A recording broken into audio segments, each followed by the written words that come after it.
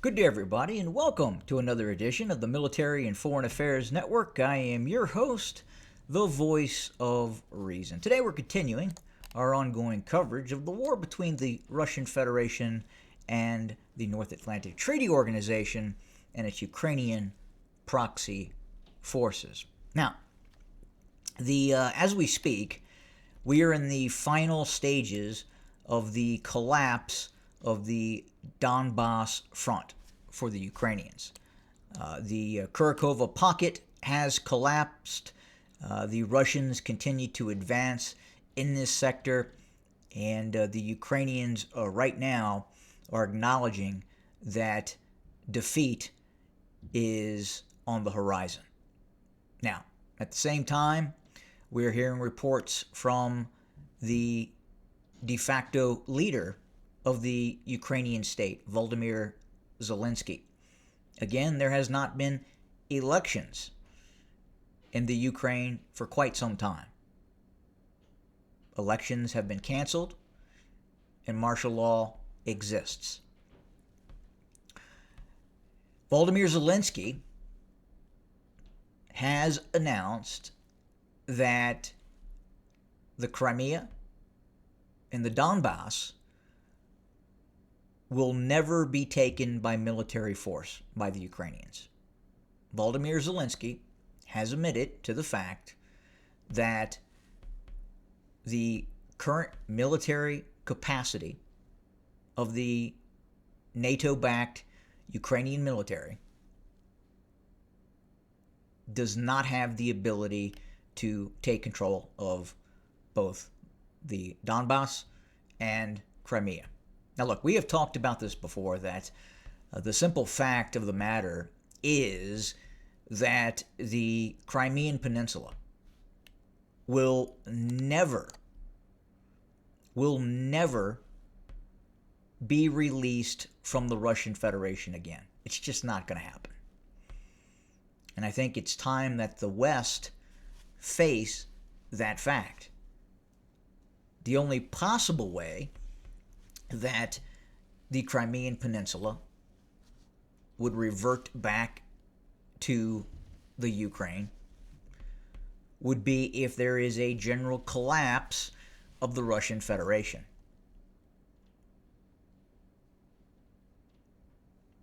Now, is that on the horizon? No, absolutely not. Now, with that being said, the end of the war scenario.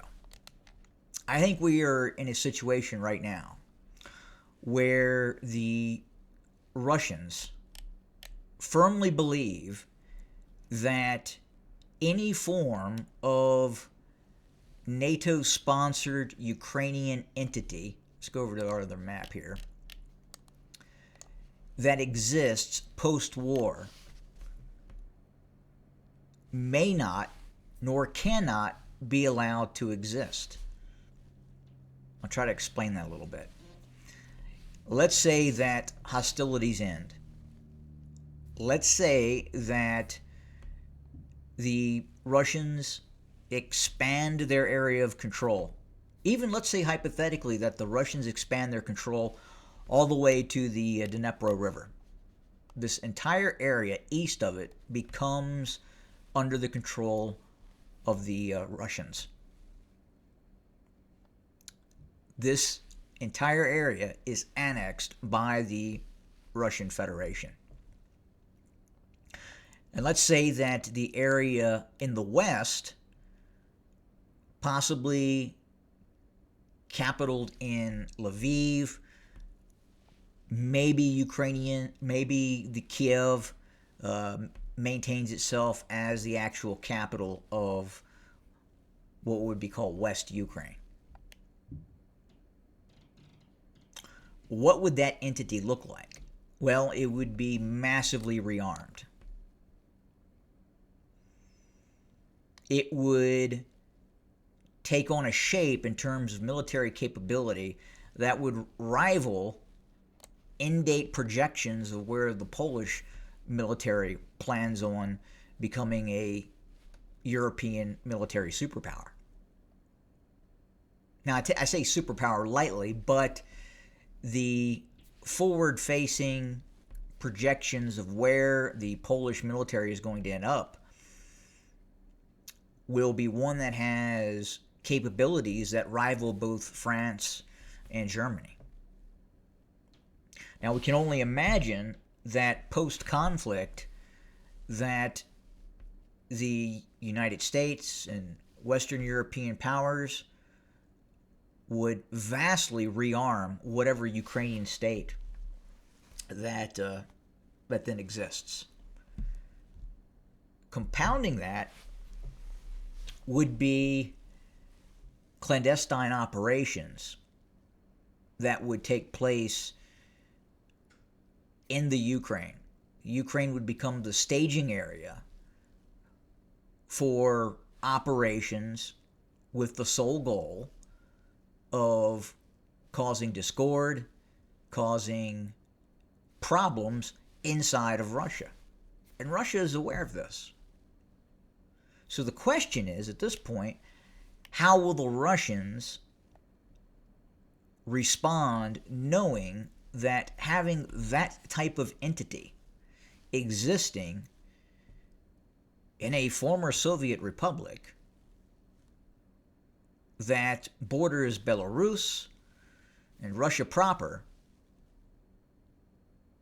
what's the plan? Well, I'm not so certain at this point Russia can accept a Western-backed, NATO-armed entity existing inside of what remains of the Ukraine.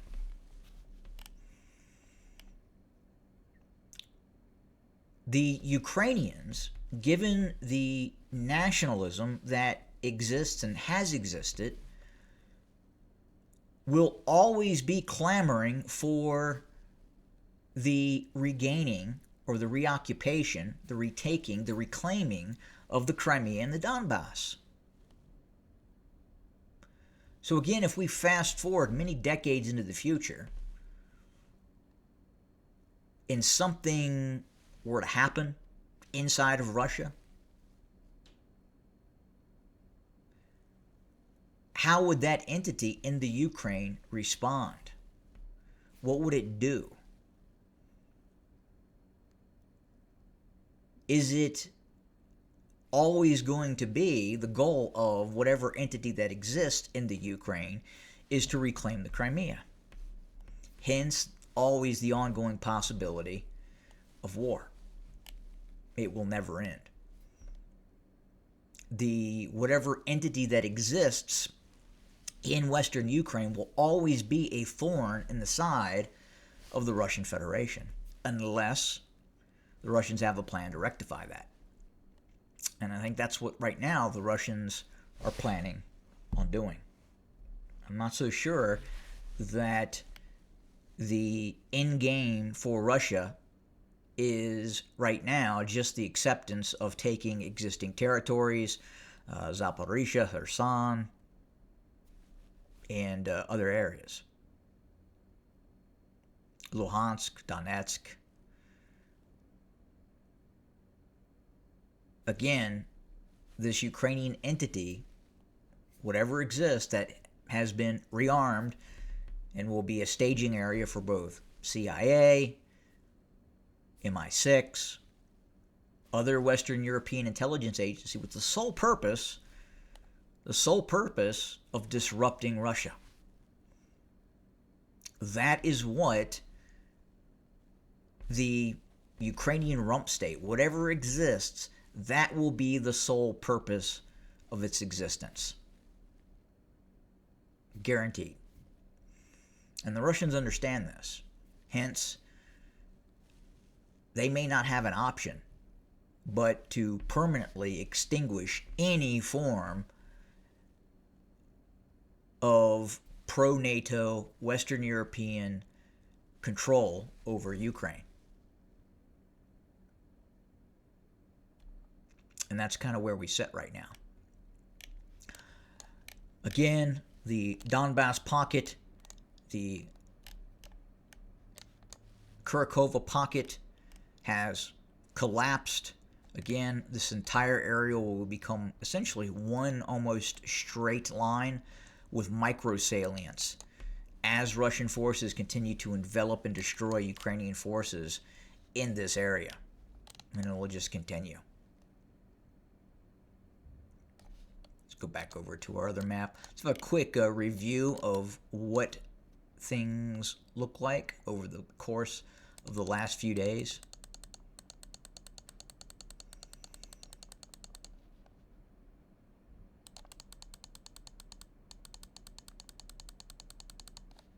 Novovasilka enveloped. The final envelopment and destruction of Ukrainian forces here. Hanavika gone. Pokrovsk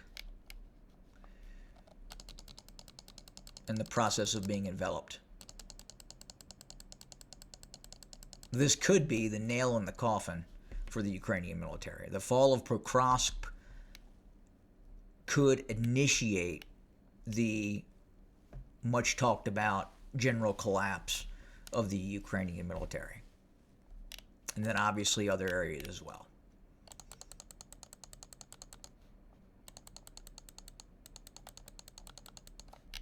Well, that does it for today. As always, thank you for joining us.